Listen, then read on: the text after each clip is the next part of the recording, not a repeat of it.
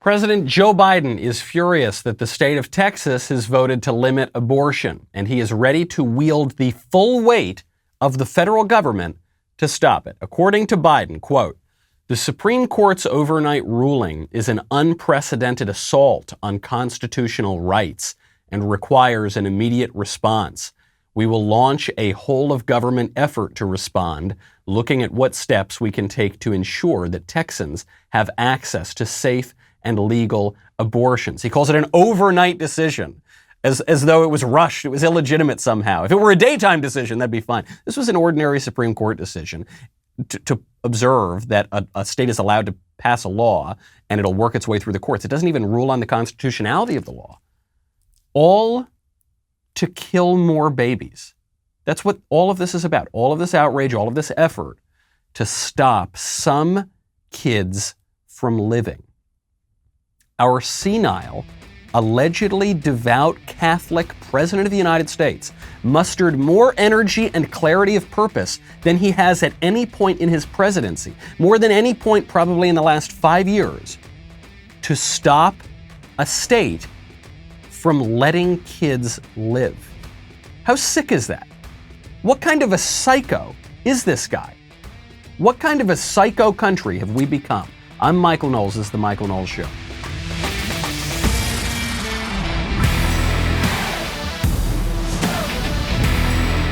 Welcome back to the show. My favorite comment yesterday from Zoe Glass, who says, "Michael, you have it all wrong. Biden is a genius. He is following in Obama's footsteps by picking a vice president so inept that no one would dare impeach him." I'm sure that's what he was thinking. Part of it was the identity politics. He had to pick a black woman because he backed himself into that corner. And the only options were Karen Bass, who's actually a communist, or Susan Rice, who was the fall man on Benghazi, or Kamala Harris, who was the first person out of the Democratic presidential primary. But that's actually a bonus for him, at least in the latter. Kamala didn't have a ton of dirt on her in terms of her radicalism. She's just deeply unlikable. And so, yes, it's true. One of the reasons I oppose impeachment, even beyond the constitutional legal arguments, is that I don't want President Harris. That's a good place to be in if you're the president. You know, if you want to hedge your bets, I would strongly recommend you check out Acre Gold. Inflation is through the roof. Everything is more expensive. I'm going to go see my relatives this weekend. I tried to get a hotel. The prices are way, way up. But you know, price of groceries is up. Price of gas is up. Great way to hedge against inflation. Physical gold. Right now, Acre will let you start investing in physical gold for as little as $30 a month. Michael, you liar. Hold on. Don't call me a liar. Michael, gold is more than that. Stop it. Don't call me a liar. Acre has come up with an ingenious plan to let you invest in physical gold without coming out of pocket all at once. You subscribe $30 a month to their gold bars. When your gold stash reaches the price of their gold bars, they discreetly ship Acre Gold to your house. Just this month, they introduced a $100 a month subscription to a 5-gram gold bar if you want to up the ante. I have loved investing in physical gold and physical precious metals. Go visit getacregold.com/Knowles right now. Start investing in physical gold today. Make sure you go to that URL. Acre's giving away a gold bar. To qualify for the giveaway, tweet or post why you should be the recipient mentioned at @get_Acre. It's a free bar of gold. Getacregold.com/Knowles. Thank you, Acre Gold, for supporting this show. The abortion response is scandalous. It is scandalous that of all of the issues, especially after this absolute chaos pulling out of Afghanistan, especially with inflation going through the roof, especially with all of the domestic problems, the true crisis on the border, millions of illegal aliens flooding across. We have no idea who's coming over, allegedly during a pandemic, but these people aren't even being tested for COVID. Just crisis after crisis after crisis. The only one that has aroused the full energy of the federal government is a little law in Texas that lets some kids live. That's scandalous.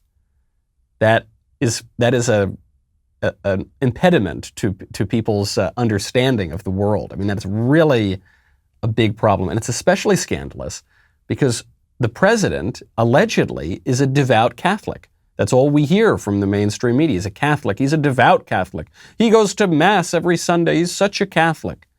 But Catholics are not permitted to support abortion. So, Jen Psaki, please explain this for me. what our effort and what the focus of the federal government is to look for every resource, every lever at our disposal to ensure women in Texas have the ability to seek health care. Following up on the Texas law, why does the president support abortion when his own Catholic faith teaches abortion is morally wrong? Well, he believes that it's a woman's right, it's a woman's body, and it's her choice. Why does the president, who does he believe then should look out for the unborn child? He believes that it's up to a woman to make those decisions, and up to a woman to make those decisions with her doctor. I know you've never faced those choices, nor have you ever been pregnant, but for women out there who have faced those choices, this is an incredibly difficult thing. The president believes their rights should be respected. Go ahead. I think we got to move on. So first of all, I've been told by the government for many months now that men can become pregnant. I've been told that it's not just women who get pregnant. Now, there was a lot of confusion over who gets pregnant for many months. Now, all of a sudden, the White House sees it clearly, now that the fictional right to abortion is being threatened. But I think Psaki just told on herself. I think Psaki just gave away the game here. Because did you hear that last sentence that she uttered? She got very emotional, borderline hysterical. Wouldn't answer the question. She says, you've never been pregnant. For women who make this is a very difficult choice.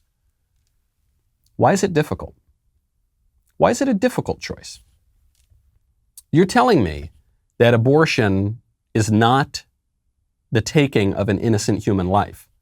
You've been telling me for a long time, radical left, that abortion, it's just the removal of a parasite. It's just a clump of cells. It's no different than getting your appendix removed. So then why is it a difficult choice? If your appendix needs to be removed, if you think that's best for your health, then that's a very easy choice. Remove my appendix, please, easy. I don't need to worry about that. I won't face trauma after I've done that. Why is abortion different? Why is it a difficult choice? Because you know that it's the ending of an innocent human life. Because we all know it, no matter how much we want to suppress it. We all have this just nagging little feeling, maybe this is different. Why did Hillary Clinton say that abortion should be safe, legal, and rare? Why should it be rare if it's just removing a parasite? If it's just your body, your choice? Because it's not. Because we all know that it's not. It's difficult because it involves people's natural understanding that this is a baby and it is wrong to kill your baby. And it also involves predators such as abortionists, such as the pro-abortion media, such as Joe Biden and Jen Psaki and the liberal establishment and the elected officials, who are all preying on the fears and anxiety of women who get pregnant, who don't know what to do, to just make it all go away, or at least pretend to make it all go away by killing their baby. That's why it's difficult. It's a difficult decision because one grapples with one's conscience on the one hand and one's temptations on the other. That's why it's difficult. You're right. You're right, Jen. It is difficult. On the point of Joe Biden being Catholic, what she is admitting here is that Joe Biden is not a practicing Catholic. To be a practicing Catholic, you cannot support abortion. When she says, well, look, yeah, Joe's Catholic, but he believes that a woman has the right to kill her baby. She is admitting he's not a practicing Catholic. And I know there's some confusion on this point certainly among the left, but even among conservatives. And they'll say, well, Michael, you're just gatekeeping religion. Well, Michael, you're just nitpicking. Well, what? You're holier than thou. You're saying that someone can't be a Catholic if they don't agree with every single thing.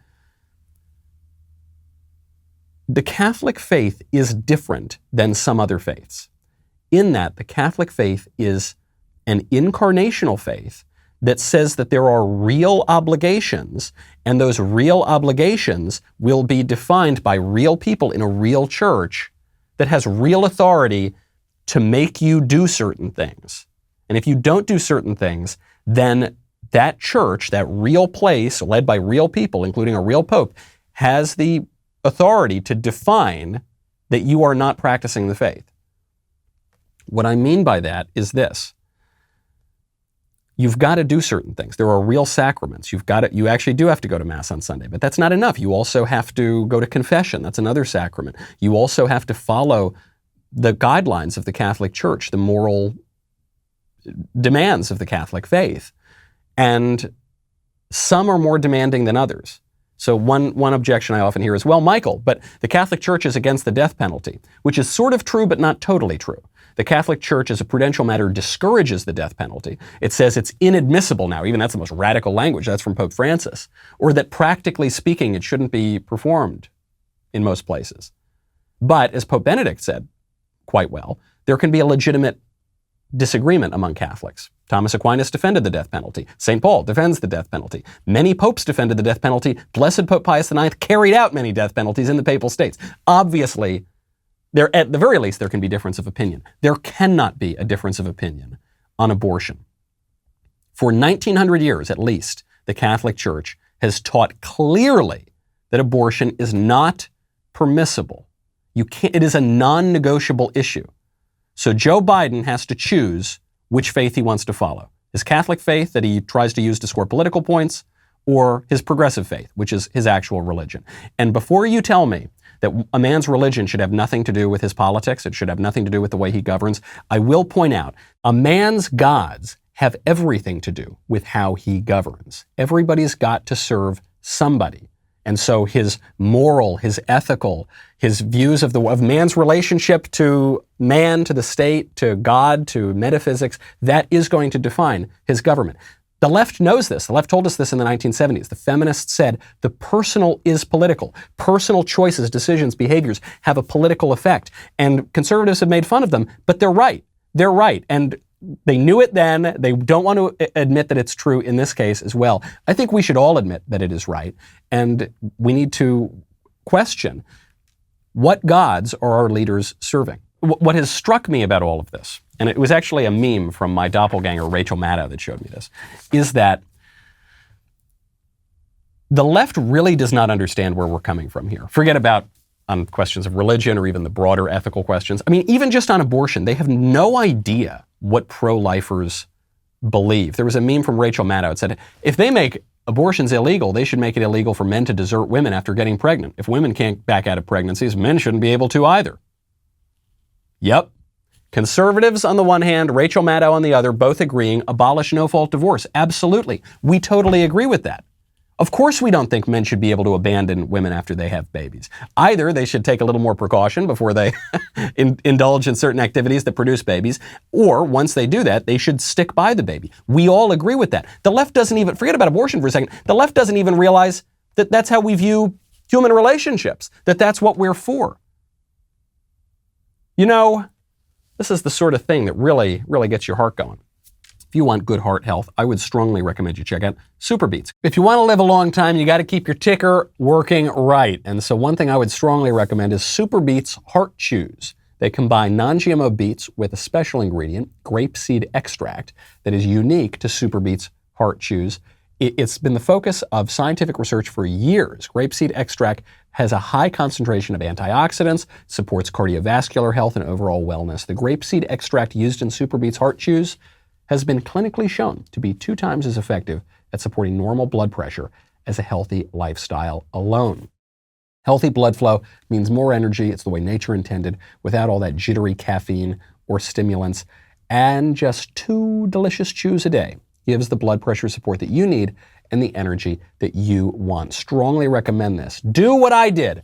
Support your heart health with delicious Super Beets Heart Chews. Get your Super Beets Heart Chews today at superbeets.com/Knowles. When you buy 2 bags, they will throw in the 3rd for free. That is superbeets.com/Knowles. My doppelganger, Rachel Maddow, highlighted a point that I think we all know implicitly, which is that the left, the pro-abortion people really do not understand where we're coming from. They really think that we just want to punish women, we hate women, we don't want them to have the wonderful, liberating, beautiful choice to kill a baby. And it's all just about being vindictive and mean. We're all just meanies, right? And a friend of mine posted on Twitter yesterday, he said, you know, this Rachel Maddow meme that's going around, it just really shows that neither side understands the other. But I don't think that's true. I don't think that's true. And actually, some research from Jonathan Haidt, the social scientist, kind of backs this up. I agree that the left doesn't understand where we're coming from on abortion, but I think that I do understand and I think we broadly understand where the pro-abortion people are coming from. I get it. You think that if a woman is to be equal and indiscernible from a man, she can't have this natural difference whereby she's the one who can get pregnant and a man can't, even though the left is now sort of denying that also, except when abortion's an issue, then they know who's pregnant. But they believe that for true gender equality, a woman needs to be able to kill her baby. Or they believe that it's not really a baby if he can't talk, or he's not really a baby if he's not fully formed, or he's just a clump of cells.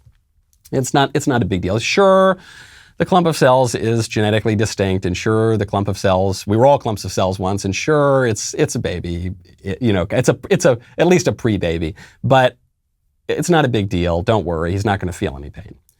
I get it. I used to support, when I was a teenager, I was pro-abortion. I just assumed, I didn't know anybody who was pro-life. It was the culture we lived in, so I get it. But I don't think we can just say, well, both sides need to understand the other better. I think the conservatives understand the left, and I think it is incumbent upon the left to understand the right. It's important for the right to persuade the left and to make our case. And then most importantly of all, it's important for us to wield political power, because I don't think the left is going to reconcile with us. I don't think they're going to come around. I don't even think they know what we believe. I don't think they know what they believe. There was a tweet yesterday from Richard Hanania. He's a progressive think tank president. He tweeted out, quote, "You can't screen for Down syndrome before about 10 weeks, and something like 80% of Down syndrome fetuses are aborted. If red states ban abortion, we would see a world where they have 5 times as many children with Down syndrome and similar numbers for other disabilities." The horror that people with disabilities might be permitted to live. Could you imagine? Ugh, we'd have to look at them. We might even have to talk to them. Could you imagine? Ugh. They wouldn't all be perfect, like we are. We're so perfect. Not like them. They're defective. They're, yucky, huh? He goes on. Could be outliers in the whole developed world. There are already negative stereotypes of Americans in these states. You get it? They're all retards. Those retard Republicans down in the southern states. Imagine if we had real retards running around. Gosh, that'd be terrible. Got to keep killing them through abortion. One can imagine, he writes, it getting much more extreme. What if they also ban genetic engineering and embryo selection, as we obviously should, you psycho, while other places go ahead? Oh, God, could you imagine? We wouldn't all just be perfect. We wouldn't all just be perfect. Perfect like Richard. Doesn't he seem perfect to you? Oh, a wonderful specimen. Mentally, physically, and spiritually, right? I don't think so. My friend Spencer Clavin made this point yesterday. We are rightly disgusted by, this is sick, psycho stuff. This is the norm, okay? This is the norm. Richard Hanania is the norm. Eugenics is the norm.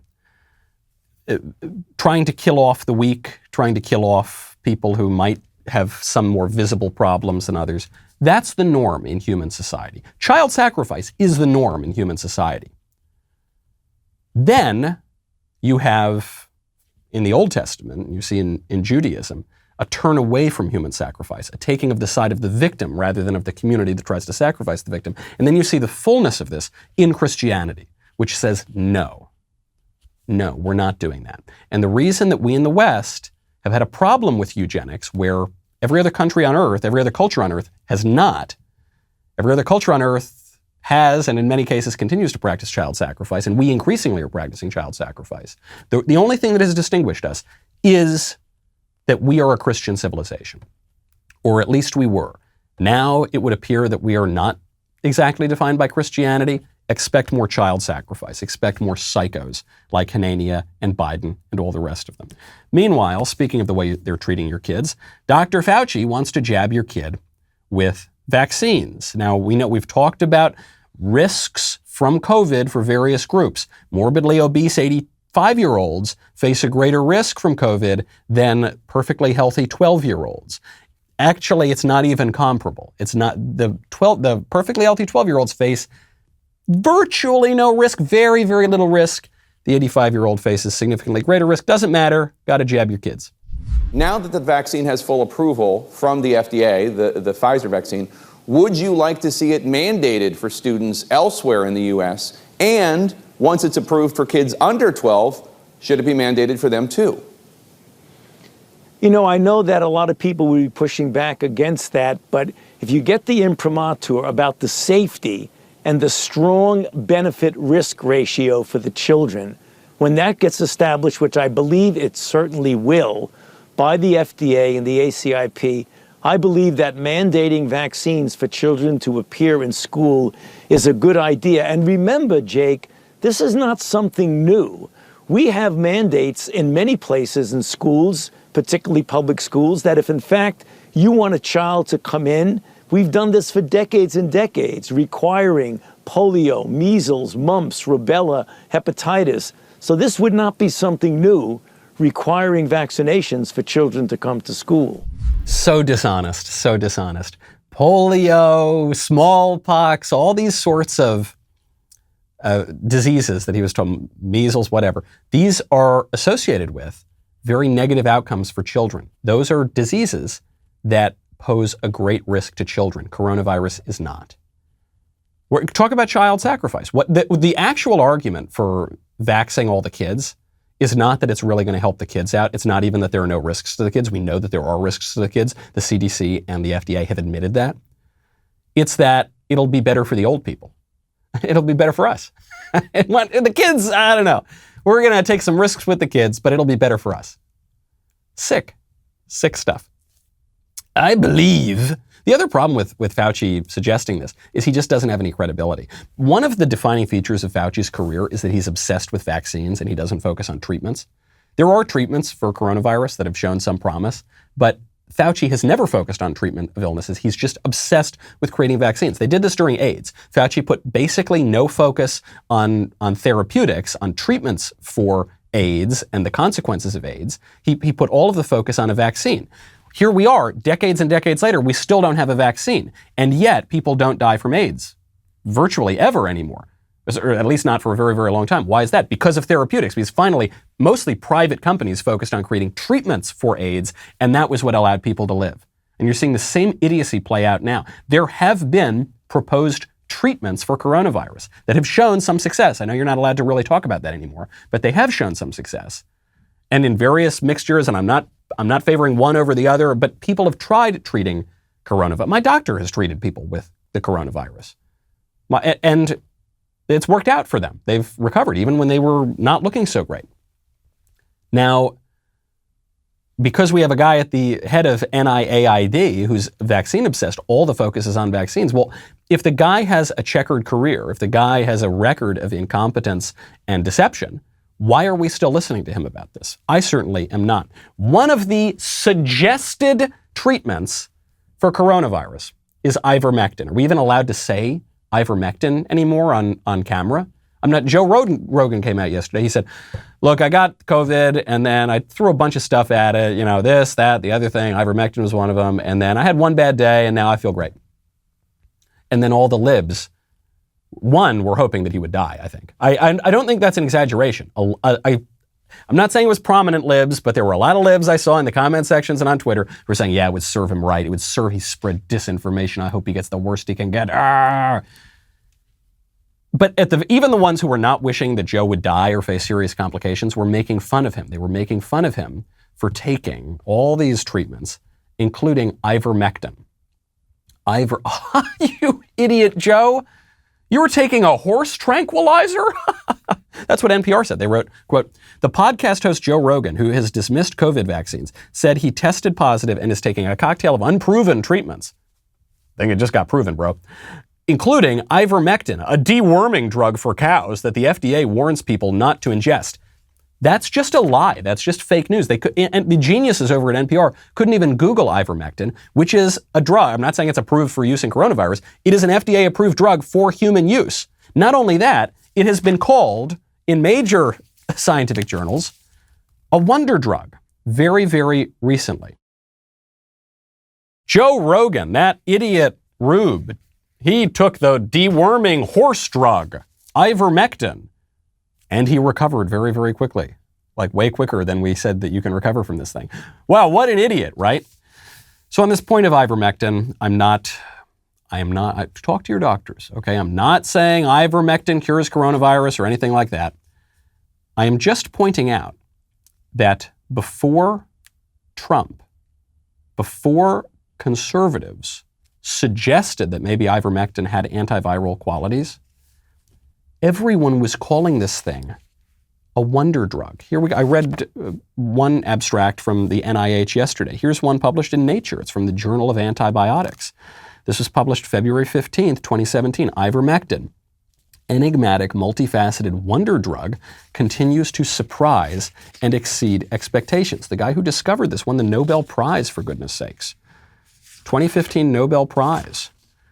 The drug is in part for suppressing things like lice or suppressing things like worms, but it also has observed antiviral qualities. And as we read yesterday, there have even been some experiments to show its use on coronavirus and that it was effective. Though the question that remains is, what would the dosage be? Would the dosage have to be so high that it would be toxic for humans? So maybe that's why we can't suggest it. But to say now that this, what was previously being called a wonder drug that led to a guy winning the Nobel Prize that shows antiviral qualities, now to write it off as just a silly horse dewormer, obviously has nothing to do with science.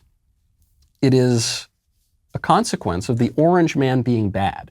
It shows you how grave a threat, a global pandemic, you might say, Trump derangement syndrome is, that we are now mocking and deriding and throwing aside one of the greatest scientific breakthroughs in recent decades, ivermectin, just because some Trump supporters suggested maybe it's good at suppressing viruses.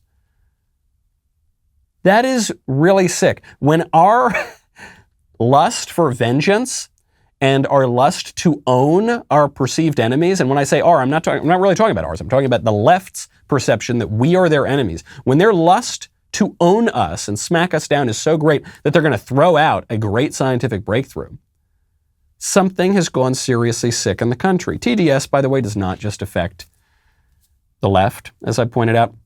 It affects the right too. Paul Ryan, former Republican Speaker of the House, former rising star in the Republican Party, is making a point to go on TV and still, all these months later, say, Trump lost, Biden won. Stop ever saying there was anything wrong with the election, please.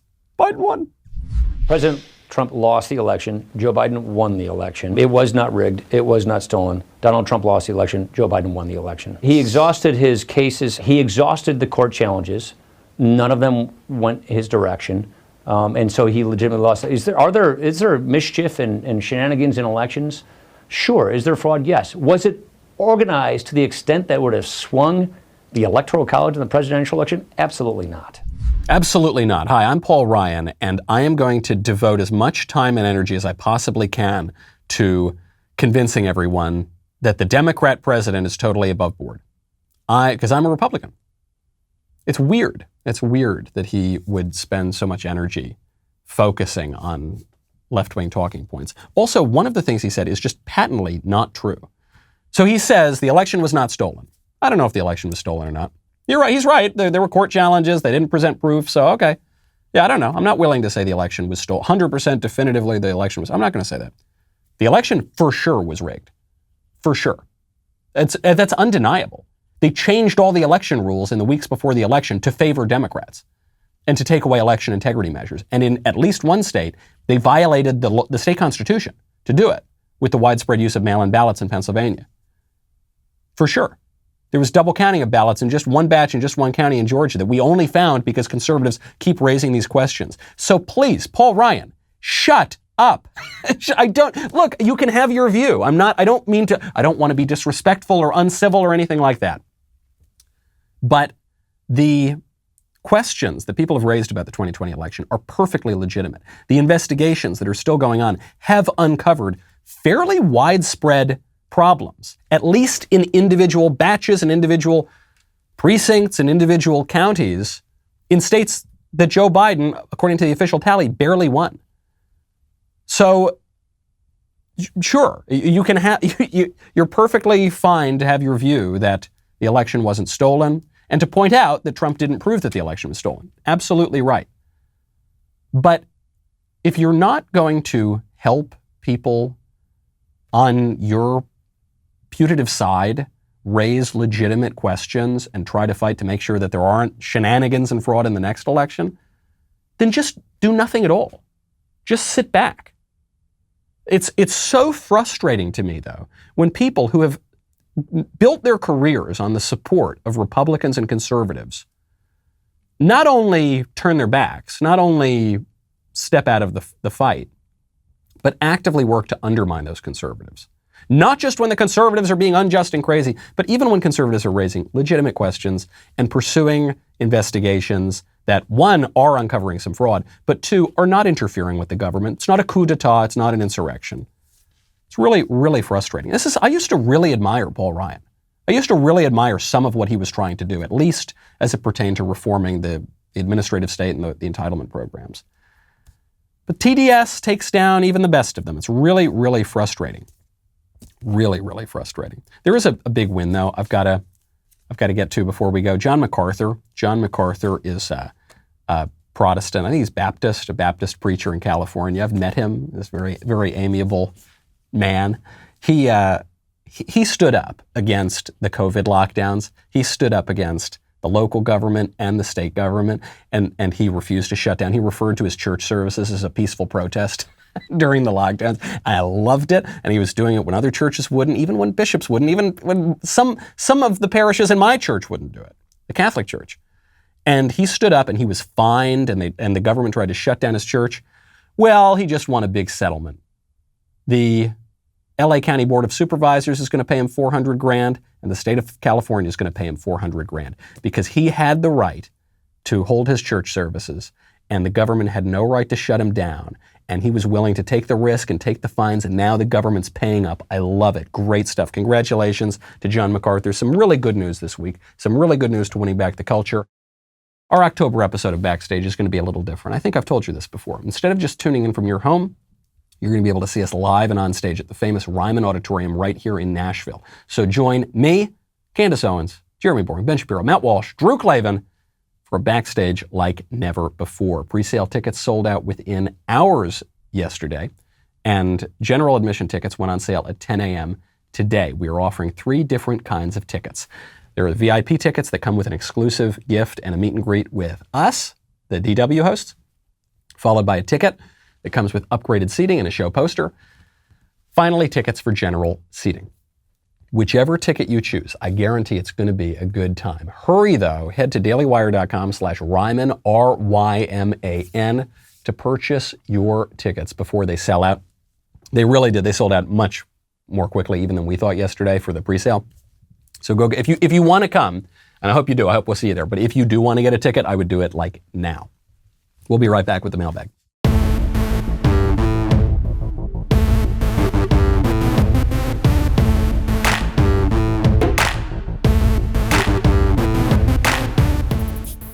Welcome back to my favorite time of the week, the mailbag. First question from Andrew. Michael, love the show, but I must clog your inbox with another relationship question. Sorry. It's all right. This is what I live for. The first part of the show is political philosophy, statecraft, policy, theology. Then the second part during the mailbag is Dr. Phil. I'm just, sometimes Jerry Springer. Okay, this person writes, I'm a Christian guy who didn't plan on being single well into his 30s, but I'm here and I'm second guessing the why and how. My dating life has generally fallen into the following dilemma. Either the gal is physically attractive but largely uninteresting in conversation, or the reverse, interesting and fun to talk to but I'm not attracted to her. What do you think? Am I holding out for an unattainable prize, or should I trust that God can bring along someone who I enjoy spending time with and who I think is the hottest woman on 2 legs? Signed, I'd be unhappily single. I'd rather be unhappily single than unhappily married. Well, I will tell you, buddy, this is going to be hard for you to hear. I did marry someone who I enjoy spending time with, who I think is very intelligent and interesting to talk to, and who I also think is the hottest woman on 2 legs. It actually did work out for me. I don't think it works out for everybody, but it did for me, and I don't want to brag, but I just want to tell you that is possible. Or you hear Drew talk about his wife, and that guy, he sounds like a 16-year-old boy, and I think he's a little older than 16 at this point. So it can happen, and I think it's important. Of course, looks are going to fade, my friend. Looks are going to fade, and also when you're thinking about, well, am I always going to be totally sexually turned? I'm never going to be sexually attracted to anyone else. People, just men in general, are going to be sexually attracted to a lot of things. I mean, that's not going to change. You're going to see a woman walk by, and you're going to feel an attraction to her, regardless. I mean, you could be dating the hottest woman on planet Earth, and you'll still feel an attraction to other women. partially because the imagination of man's heart is evil from the beginning, and also because men like variety, and because men, are just attracted to hot women. That's just how it goes. Okay, so yes, it's important that you find your wife attractive, but recognizing that looks will fade over time, it is much, much more important that you guys see eye to eye, that you see the world in a basically similar way, that you have the same idea of what marriage even is. That's a really important one, because if you go in with one view of marriage, let's say it's a biblical view of marriage, and then the woman goes in with, let's say, a feminist view of marriage, you're just not even getting into the same institution. I mean, that's going to be a really big problem. But I would hold out, and I think don't fall into the swipe trap. Okay, don't fall into the big city trap of you don't value the women that you are with because you know that there's always going to be a hotter woman on the app. You could be dating the hottest woman in the world, but there's going to be some other woman is going to come along at some point, and she's going to be the hottest. And okay, so, or you're talking to a woman and you think she's really interesting and she's really cool and you get along, but then you meet some other woman and oh my gosh, she shares this passion of yours. This is what happened to my friends in the big cities who didn't leave the big cities. A lot of them got caught in the swipe trap. There's always someone better, so I'm not going to invest in the person that I'm with. And a lot of what's going to make a relationship and a marriage is going to be shared experience. It's going to be growing together, which is going to make you love that person even more and be even more attracted to that person. You hear this sometimes with happily married couples at the end of their lives. They've been married 60 years or something, and they'll say, I am more attracted to my wife today than I was when on the day that we got married. They're not just blowing smoke. That is actually how it works, because marriage is a real thing that you're getting into. So do it. Don't act like a man. You can act like a man. What's the matter with you? Do it. Don't make a mistake, but don't hem and haw and keep waiting for the perfect person to come along for the whole rest of your life, because then you're going to miss out on marriage. From Emily, dear Michael, I'm going to get a little saucy here with my question. Here we go. I'm newly married and am very much enjoying the honeymoon phase, if you're picking up what I'm putting down. Okay. It's a great time. This is a family show. I don't know if I can even read this question. All right, whatever. That's fine. Maybe close your kids' ears until you hear this question. It's a great time, but I want to have more of a dom and submissive bedroom feel. My husband isn't into the idea, and he says it makes him uncomfortable. I'm not willing to give up on it, but he's very adamant, it seems, in not taking a dom role. Should he just man up and take the more trad role of being the dominant one in the relationship into the bedroom? Or are my wants a little much? Sincerely, does S&M stand for Saints and Mary? Wow. That's actually, rather than being sacrilegious, I think that signature is actually kind of getting to your question, which is, if I've got these kind of kinky sexual desires, can that be virtuous and good and right, or is it always going to be sinful? Yes, your husband is the head of household. Yes, he should be confident and assertive and trad. But you don't want it to be sadomasochism. I mean, that's the question, right? S&M, is it Saints and Mary? Sadomasochism is wrong. It's bad. It's disordered to want to hurt yourself, sadism, or masochism rather, and it's disordered to want to hurt another person, sadism, to get pleasure from the pain of another person. And it's especially disordered to want to get pleasure from the pain of your wife. I mean, that's especially disordered. So I would not do that. I would not feed that particular lust or appetite. Everyone's got some kinks. I mean, everyone's got some weird stuff that they're into. This is why there's a porn for every single thing on the internet. But I don't think that it's necessarily a good thing to indulge all of that. Women in particular have these fantasies. This is why there's like chick lit, right? This is why there's the romance novels and 50 Shades of Grey and all of that. So I'm not saying that you can't have fun and you can't have the man be a little more assertive. But when it gets to the point of like I get a thrill out of causing you real pain, and I get a thrill out of being in real pain myself, I would not indulge that too much. That would not be cool with the Saints and Mary, I would imagine. I think, have fun, have a good time. You don't need to be like totally bland and but I wouldn't cross that line. I don't think that that's just sort of blowing off a little steam and having fun and all. I think that is the sort of vice and appetite that is not going to make you happier. I think that's going to get more extreme over time. Just how like people who write in about porn, they'll say I started looking at porn and then I got way more extreme and weird and eventually I was disgusted with it. I think that's kind of what happens there, which is why, you either turn your desires in a virtuous direction or you turn them toward vice, but whichever one you do more of, it's going to be easier to do. You're going to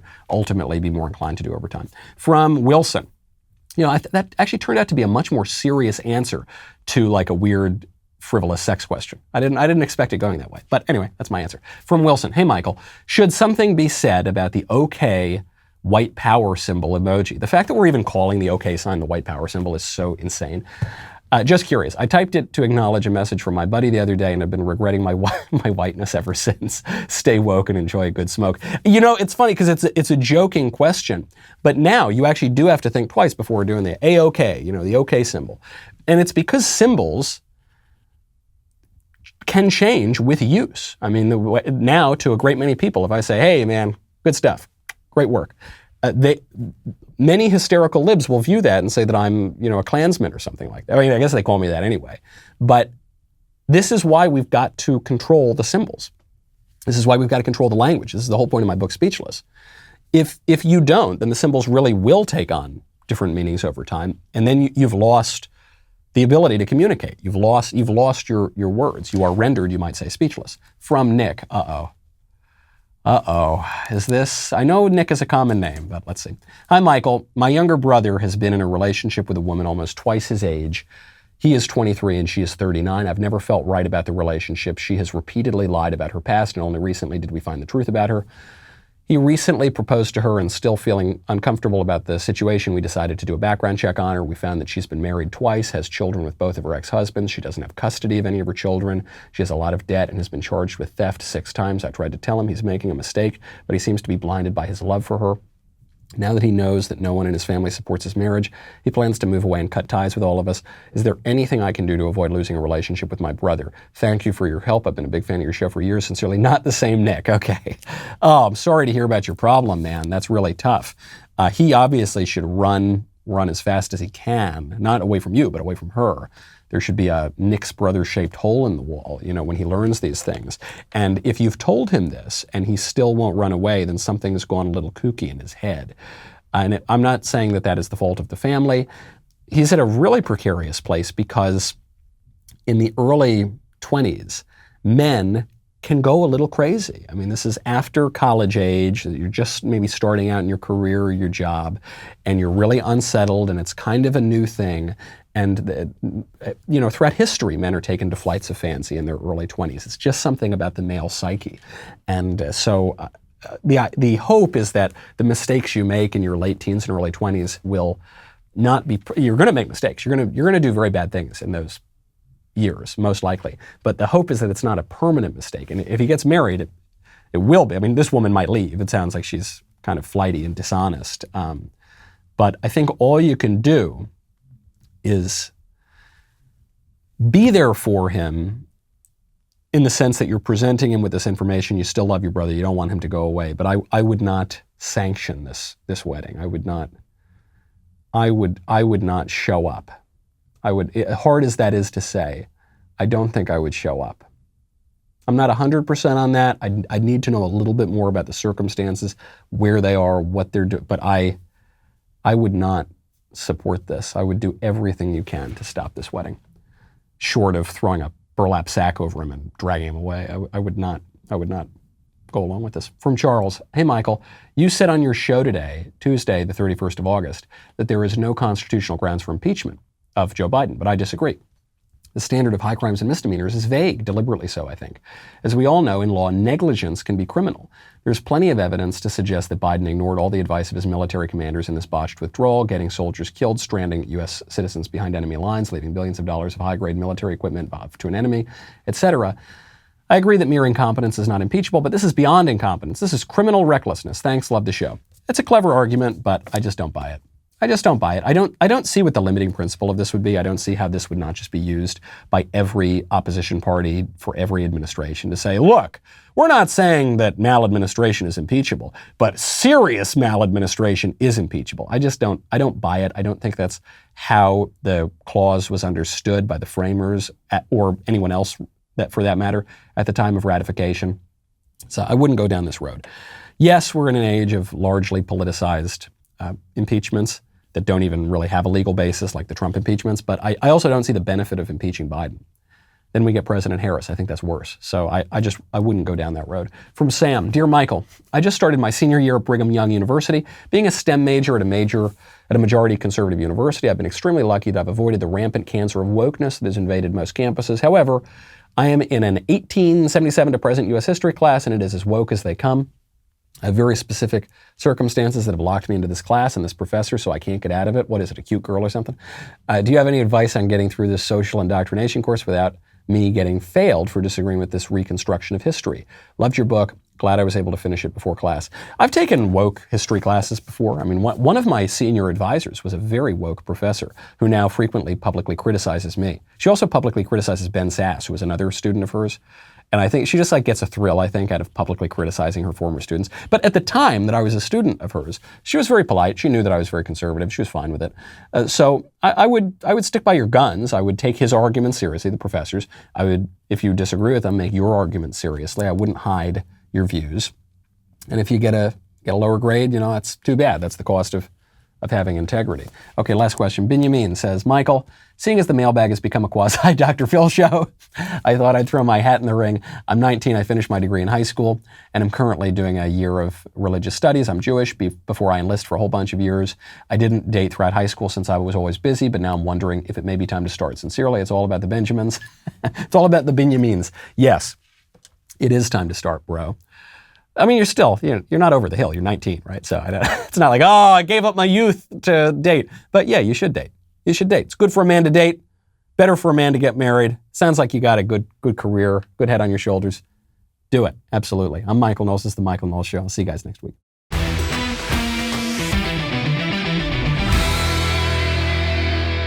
The Michael Knowles Show is produced by Ben Davies. Executive producer, Jeremy Boring. Our technical director is Austin Stevens. Supervising producer, Mathis Glover. Production manager, Pavel Vidovsky. Editor and associate producer, Danny D'Amico. Associate producer, Justine Turley. Audio mixer, Mike Coromina. And hair and makeup by Nika Geneva. The Michael Knowles Show is a Daily Wire production. Copyright Daily Wire 2021. Hey everybody, this is Andrew Klavan, host of The Andrew Klavan Show. Some people are depressed because the Republic is collapsing, the end of days is approaching, and the moon's turned to blood. But on The Andrew Klavan Show, that's where the fun just gets started. So come on over to The Andrew Klavan Show and laugh your way through the fall of the Republic with me, Andrew Klavan.